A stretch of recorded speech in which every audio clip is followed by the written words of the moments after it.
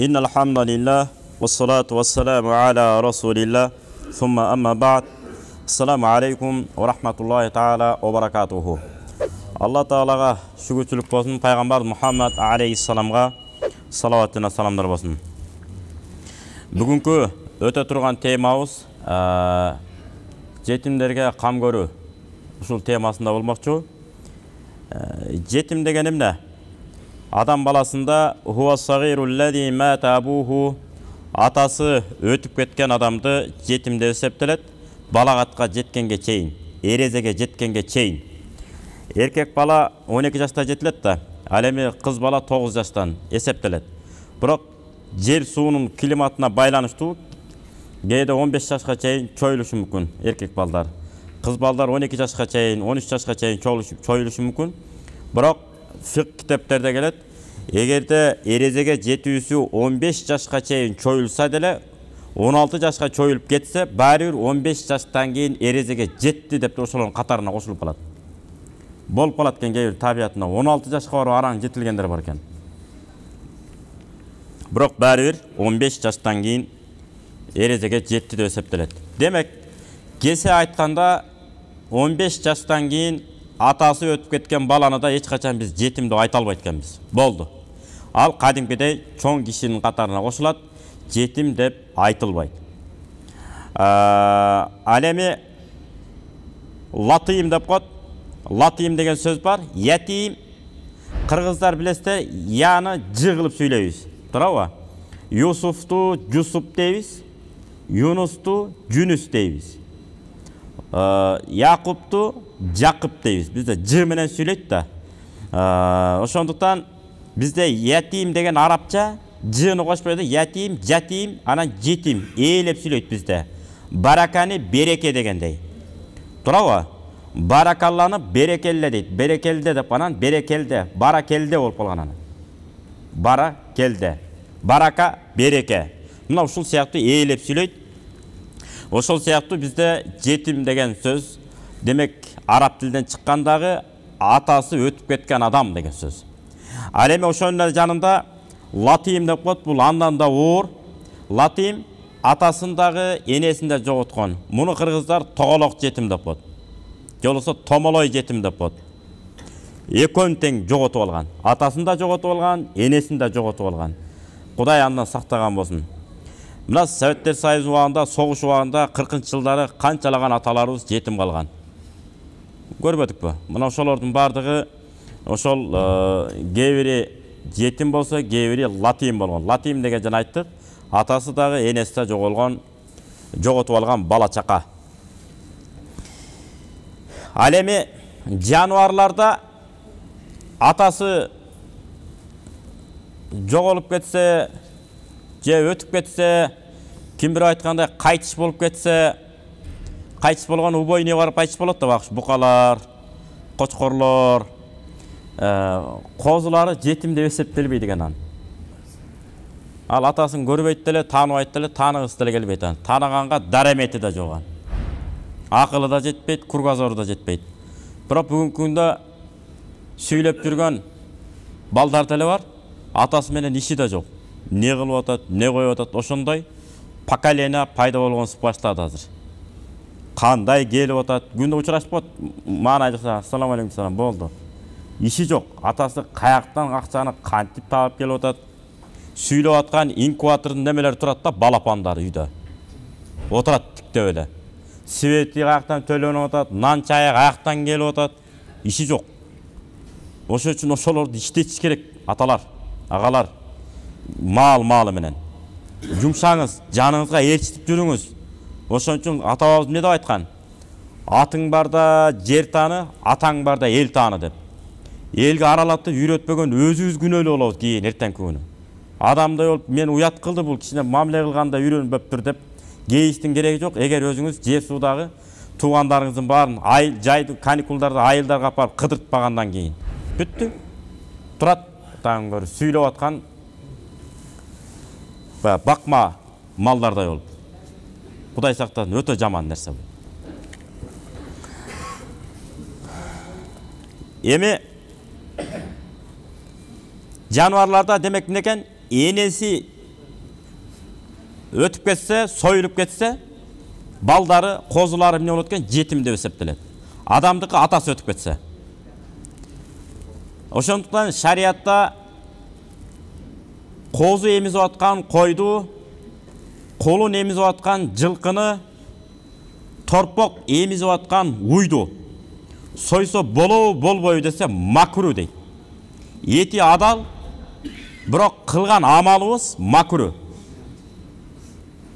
Себеби пайгамбар Мухаммад алейхиссалам хадисте эмне деген?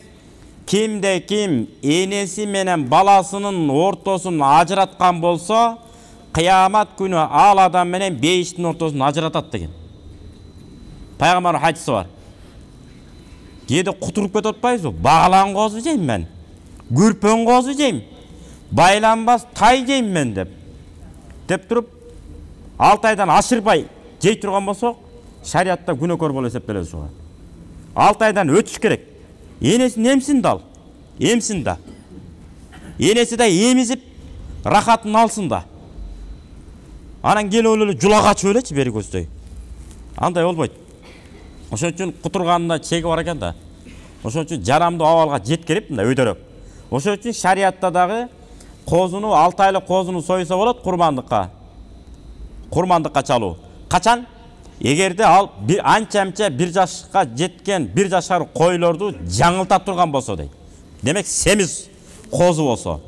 Анда дагы. Болбосо козуларың деле бир жерге чыксын, бир каар бассын, мындай бир каар басып өтсүн, 1 жыл айлансын. Анан кийин союп жей бергиле деп атат да шариат.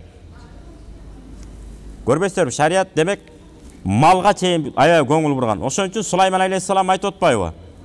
Окуясында, Алла Таала Куранда, Сулайман алейхиссалам окуясында. Эмне дейт? Ой, кумурскаларын бастайды. Эй, кумурскалар, ийиндериңерге киргиле. Азыр Сулайман деген алейхиссалам келатат пайгамбар, жоокерлери менен. Билбестен силерди тебелеп өлтүрүп коет дейт. Чын-чында келгенде ал окуянын бизге эмне кереги бар өзү? Көрсө, Алла Таала сүйүктүү пенделерин мактап атат. Мага сыйынган пенделерим ушундай кыракы, зирек, баамчыл, сезимтал, орусча айтканда мудрый болот деп атат. Эмнеге дегенде адам эмес, кумурсканы да байкап басат деп. Этияттап басат деген сөз. Азыр кумурска эмес адамды тебелеп кетип атпайбызбы? Турчу мынакка депчи. Көзүң менен акчыйып бир тиктейсиң же бир түртөсүң мамдайнан. Деп отурчу сен деп кагып силкип. Чыныгы мусулман кандай экен? Кумурсканы да капа кылбайт экенбиз. Талада учуп жүргөн чымынды өлтүрүү макру. Үйүңүзгө келип бетиңизге кайра коно берсе, анда кичине дам салып койсоңуз болот. Өзүнө жараша. Өзү тийишкен бала ыйлабайт дегендей. Өзүң тийишип атасың, эми мейлем деп, анан тыкылдатып койсоңуз болот, эми айла жок. Сыртта жүргөн чымында эмне ишиңиз бар? Жүрө берсин ал өзүнүн ишин кылып. Мына шариат.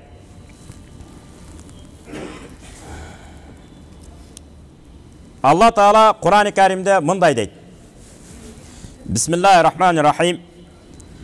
Фит-дунья вал-ахира ва яс'алунака 'анил ятама qul islahun lahum khayr wa in tukhalitum fa ikhwanukum wallahu ya'lamul mufsida minal muslih ولو شاء الله لأعنتكم إن الله عزيز حكيم. كيكاتا بسم الله الرحمن الرحيم وآتوا اليتامى أموالهم ولا تتبدلوا الخبيث بالطيب ولا تأكلوا أموالهم إلى أموالكم إنه كان حوبا كبيرا. صدق الله العظيم. Пайгамбар Мухаммад алейхиссаламга Алла Таала жетимдер жөнүндө баяндап берип атат. Сенден сурашат, жетимдерди кандай кылабыз, эмне кылабыз, кандай кылсак болот, жетимдерге болгон мамилебизди дегенде, аларга сен жооп берген, жалаң гана жакшылык кылгыла жетимдерге. Эгерде мал мүлкү болсо аларга тиешелүү, же мал мүлк ээрчилеп берип аларга жетимдерге, ошону өзүңдүн малың менен кошуп, аралаштырып, өстүрүп качан өз алдынча турмуш улап кеткенге жарай турган мезгилге жеткенде өзүнүн малына тиешелүү берип койгун, ушул эң керемет болот дептир. Анан алардын малын өзүңөрдүн малыңарды жегендей жей бербегиле. Ак менен караны чаташтырбагыла деп. Жетимге жардам берүү ак да, анын малын жеп алуу бул кара нерсе, бул арам нерсе. Демек жетимдердин малын жегенге эч кандай акың жок. Кайра аяттын улантысында айтат, башка Ниса сүрөсүндө 10-чы аятында. Биринчи окулган аят Бакара сүрөсүнүн 220-чы аят, экинчи окулган аят Ниса сүрөсүнүн 2-чи аяты, эми үчүнчү окула турган аят бул Ниса сүрөсүнүн 10-чы аяты. Бисмиллахир-рахманир-рахим. Инналлазина я'кулуна амвалал ятама зулман иннама я'кулуна фи бутунихим нара ва саяслауна саира. Садакаллахул азим. Кимде ким жетимдердин малын жей бере турган болсо, кыямат күнү адам чыдагыс алоолонгон оттун ичине киргизиптир, анан от жедирилет дептир. Ошондуктан жетимдер малынан этият болушубуз керек, жебешибиз керек, жетим акысынын кереги жок. Эч кандай жегенге болбойт. Духа сүрөсүндө да мындай келет жетимдер жөнүндө. Бисмиллахир-рахманир-рахим. Фааммал ятима фала тaqhar. Жетимди эч качан какпагын дейт, зекибегин деп. Анча мындай тың балдарга да билинбейт экен да. Тимеле кадаланат да, барчынары да боланы кетип кала берет да. Билинбейт экен да, ата-энелүү баланыкычы. Мейли мамиле кылбайм муну мен деп кетип калат экен. Бирок жетимге катуу тиет экен бул. Өтө бир сынып кетет экен да бакыш. Себеби дегенде сизге адам деп барды да, бир жетим келди, мен ушул электрлик жака, монтаждарга иштегим келет, мен сизге шакирт түшөйүн дедим эле деп келсе, аны зекибей, кагып силкибей, мейли, келе кой, өтө балаңыз болсо, келе кой балам деп, өтө кичи болсо, келе кой иним деп, бир аз кичи болсо, үйрөтүп, жолго салып үйрөтүп койушубуз керек экен ошолорго. Же болбосо илим сурап келди. Илим сурап келсе, аны эмне кылбашыбыз керек экен? Тaqhar мына карың салбады болот да, каан салып, урушуп кереги жок. Анткени жетим деген бул өтө аярлуу, ызакор, тарынчаак болот, билесиздерби? Ошон үчүн ар бир жетим балага аталык тарбия керек. Биздин ата-бабалардан коюлган системалар бар бул. Атасы менен бир турган агалары, атасы менен бир турган инилери камкордугуна алган. Алып туран ошолор эмне кылган? Тарбиясын берген. Катуу сөз бар да ошон үчүн. Бирок Кудай анын бетин арыгысын, таба эмес тобо. Бир болуштун жакшы сөзү бар. Эгин эгилбеген талаа кылбасын, эгин эгилбеген, эгин себилбеген талаа калбасын, эрге тийбеген жесир калбасын деген. Сөз түрдө күйөөсүнө турмушка бергиле. Ал эми эгин талаанын баарында эгин айдалып турса токчулук болот. Жетим жесирлерди асырап алган жолдошу болсо, ал эмне болот? Турмуш бузулбайт деген сөз. Сөз эле тийип алып кетип калуу эмес. Өзүнүн эле туугандарын бирөө эмне кылып койгон? Чыгып койгон. Бычакка саптусу. Ар кимиси эмес, кээ бир азыр машина алмаштырганда алмаштырып атпайбы? Мага жакпай калды анан. Балбайм, Кудайдын буйругу экен. Жашай албай калдык эми. Эмне кылайын эми? Алла тагдыр кылды, үйлөндүм. Эми тагдырда жок экен, анан кетти деп коюп. Кылгылыктын баарын өзү кылган. Акырын отурат, кылгылык кылып коюп. Кылжып менен кылгылыкты кылып коюп, кылжып менен бууп коюп, жаман айтылган эй. Жетпеген адамга жетет бул. Бул хитри адамдарга тиешелүү бул. Бул бүт нерсе пенденин каалоосу менен болот, эгерде ага Алла Таала мүмкүнчүлүк берген болсо дейт. Кудай Таала ыктыярды берди да бизге. Ишти кылып коюп турандан кийин секин Кудайга шылтап койгон бул кандай бир неме? Ошон үчүн ал бирөөнүн кызы сизди адам деп тийди, эркек деп тийди. Бул сайпана эмес деп тийди.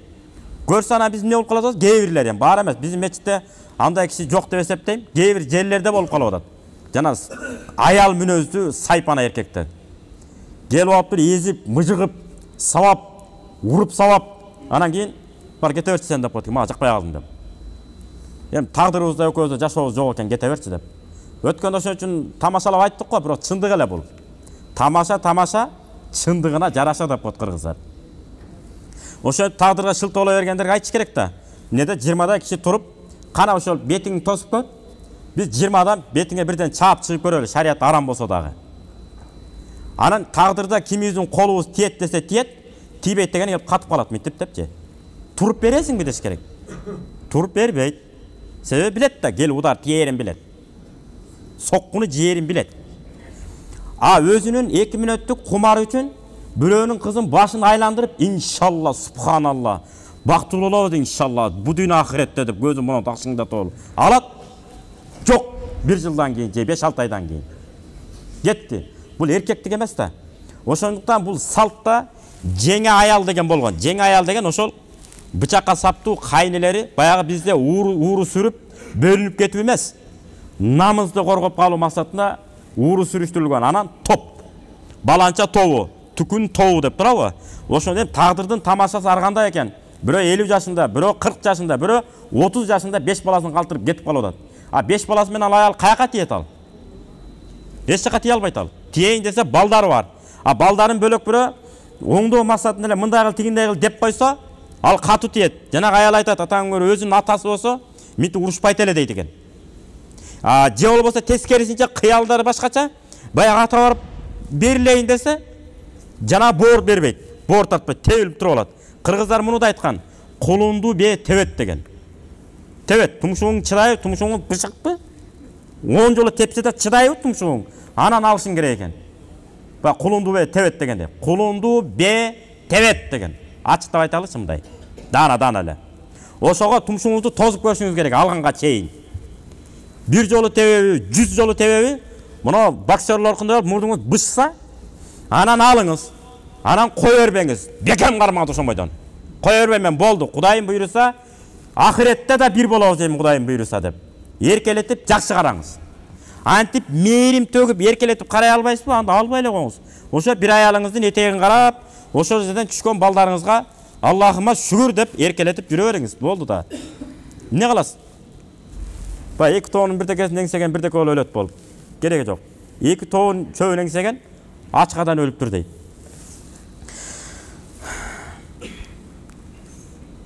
Эми хадис көтөлө.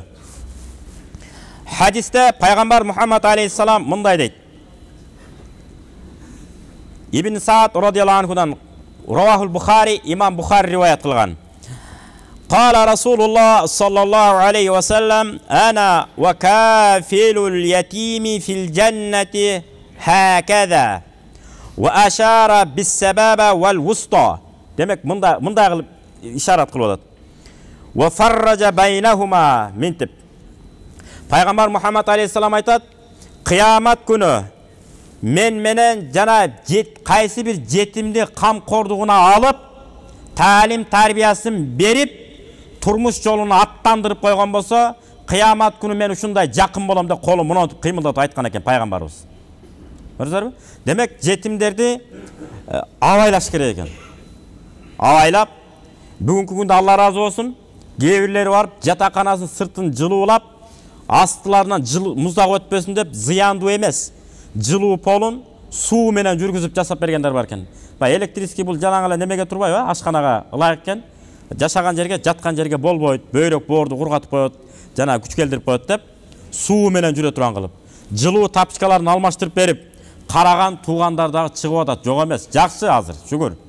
Ошол сыяктуу болуп, мектепти жакшы окуган бир жетим бала болсо, ошону аягына чейин алып койгон жакшы экен да, немеге камкордукка. Кудай буйруса кайсы окууга окусаң, ага чейин кийим кечеңди, студент болсоң, студенттик кезиндеги тамак ашыңды бүт мен көтөрөм деп бирөө максат кылып алып, дайым ошого жардам берсеңиз, Кудайдын берген экен бул. Ана турмуш жолуна чыгып кеткенден кийин болду ал, Кудайым буйруса өзүнүн окатын өзү кыла берет ал. Пайгамбар Мухаммад алейхиссалам дәвр хадисте мындай дейт: "Ижтанибул ас-саб'ал мубиқат." Тозокко түбөлүк калтыруучу 7 нерседен сактангыла. Ошолордун бири кайсы? Акла малил ятим, жетимдин малын жегенден дептир. Тозокко түбөлүк калтыра турган жетимдердин акысын жеп коюу. Ушундан Кудай өзү сактаган болсун. Дагы бирөөсү, азыр бүгүнкү күндө ушундай көп. Момун Капилетте эчтеке менен иши жок. Бузукулук туура эмес жолдо жүрүп кетүүдөн алыс болгон, сырткары болгон, татынакай балдарын өстүрүп аткан аялдарды зына сөздөр менен таш аткандан да сактангыла дептир. Мына аял соо эмес, бул дала эле жолдорго басты болуш керек, туура эмес жолдорго басты болуш керек деп тескери сүйлөй берүү, ошол сөзүбүз тозокко төөлүк калтырат экен бул. Кереги жок. Нак көз менен көрбөгөндөн кийин жакшы жагына одарган үйрөнүшүбүз керек экен. Мындайча айтканда, кайсы бир аял болобу, эркек болобу, жаш бала болобу, карыя болобу, негедир жүрөгүндө кыжаалаттык боло турган болсо, şu meçitke girip gelip kimizge gelip joluksa can dünyası jırgaş gerek eken. Etiyattan sebebi bizdin mamilemiz jogorku dengelde bolgonduktan, adep ahlagыбыз jogorku dengelde bolgonduktan ошондой рахат алыш керек экен. Азыр эмне болот? Коркуп, этияттап барып мамиле кылганга туура келет экен. Себеби иншалла деп туруп, ягы субханалла деп тяган бүтүрүп атпайбы? Барат дагы İnşallah bir aydan keyin akçаңды береме, берип турсаң эме кантип эле кетип калай. Биз эле 5 малдабыз деп туруп алат. Ишсез. Ит менен изzetте таппайсың аны. Жок. Алдатып бергенде дала эле көрүп атпайсызбы? Мына дааратканага кирип өткөндө канча миң долларын алдырып берди мына биздин дааратканадан. Илип койгон жеринен жок. Дааратты алып, бутун жууп, мындай карагача жок, акча илип кетти. Мына ошол жерге келген, адат болуп калган. Girip gelgen. Ошондуктан муну да кыргыз айткан. Өзүңө сак бол, кошунаңды ууру тутпа деп. Өзүңүзгө өтө сак болушуңуз керек. Кудай буйруса, булардын баары жоголот. Качан адеп ахлак, ыйман, анан сабырдуулукту алдыга өнүктүрсөк, Кудай буйруса. Пайгамбар Мухаммад алейхиссаламга дәвр хадис бар, Имам Ахмад риваят кылган. Abu Hurayra radıyallahu anhu rivayet kılgan. Anna rajulan şaka ila Rasulillah sallallahu aleyhi ve sellem qasvata qalbihi. Peygamber Muhammed aleyhisselamga bürö gelip arızdanat. Allah'ın elçisi, menin жүрөгүм мынча mine taş dep. Katıp kaldı. Bir ayarlı iş bolsa жүрөгүm oorubайт. Bürö ayalı menen ajırашып atsa hiç kaçan içim açışpайт. Da biraz vaqt ötkөрüp ilip keteyin dep atkandar bolушу мүмкүн да. Biraz vaqt ötkөндөн ilip keteyin dep. Андай эмес. Атаң көрүшүл ажырашпай эле койсо жакшы болот эле. Минеге ажырашып атат деп жүрөк кейиш керек экен да негизи. Адам мусулман болгондон кийин. Анан ошол жүрөгүм ачышпайт, катуу менин жүрөгүм. Дегенде пайгамбарыбыз эки нерсени сунуштаптыр. Биринчиси, имсах расал ятими, жетимдин башын сыла дептир. Жетимдин башын кантип сылайсыз? Төбөдөн алдыга көздөй сылайсыз. Төбөдөн алдыга көздөй. Атенелүү баланы төбөсүнөн аркана көздөй, кара кушту көздөй. Төбөдөн ылдый сылабайт атенелүү баланы. Төбөдөн ылдый. Бул Тамбихил Гафилин деген сыяктуу китептерде келет. Ошол биздин салтыбызда да бар бул. Атенелүү баланы башынан ылдый сыла дейт, кара кушту көздөй. Атенеси жок баланы мына төбөдөн ылдый сылайт экенсиң мындайынан. Мына эми бул фарз эмес, же важип эмес, адеп жөн, адеп. Жакшыраак көңүл бурганыңызда бул эми өтө. Жана жетим бала эмне болот экен? Өзүнчө бир жыргайт экен. Алданып бар чуңкурга түшүп кетпеш керек экен да, бирок. Таза жол түзүп берген чыныгы эркек мусулмандардан болушубуз керек экен. Экинчиси, ва ат'имил мискин, бечарага тамак бер деп. Байкасаңыздар, дайыма тамак берип жүргөн адамдардын кебетеси да башкача болуп калат. Мында жылдыздуу, сүйкүмдүү болуп калат. Байкайсыздарбы? Дайыма эле тамак бере берген. Ошол үчүн пайгамбар Мухаммад алейхиссалам хадисте бар да. Мусулманчылыктын эң жакшы амалы кайсы десе, тут'имут таам. Биринчисин айткан. Биринчи тамак бер. Ва тaqra'us салам, андан кийин салам айт деген. Ушул кантип болсун деген адамдар да бар экен, таң каласың. Билбейм, аны кыямат күнү барганда пайгамбарыбыздан сурап аласыз. Ушул кантип болсун дегенде. Чында. Биринчи тамак бер, анан салам айт деген. Кантип ушул болсун деп сурагандар болду өткөндө. Анан айтып атам, кыямат күнү барганда пайгамбарыбызга айтасың, сиз жаңылып калган жоксузбу? Биринчи салам бер, анан тамак бер дешиң керек эле деп айтасың депчи. Чында. Пайғамбар ушинтип айтып аткан. Бул достоверный хадис. Биринчи самак бер. А кыргыз эмне деп айтат? 1000 күндүк сиз бизден, 1 күндүк сиз биз. 100 жолу жолсаң да, таксырым кандайсың? Жакшысызбы? Жакшы. Сонун деп туруп, башың тизеңге чейин жетейин ийле берсең. Бирок такыр чайлашпас, чай бербесеңиз, анкын эле иче берсеңиз кечке. Муну дегеле эчтеке бербейт го деп. Адамдар башкача ойлойт экен да. Ошон үчүн карабайсызбы? 1000 күндүк сиз бизден, 1 күндүк сиз биз. Ушул хадистин ачыктамасы бул. Кудайым буйруса, вакыт бүтүп калды. Кийинки жума ушул жерден улантабыз. Амин. Алла Таала ар бирибизди Алла Таала сүйгөн амалдарды аткаруучулардан кылсын.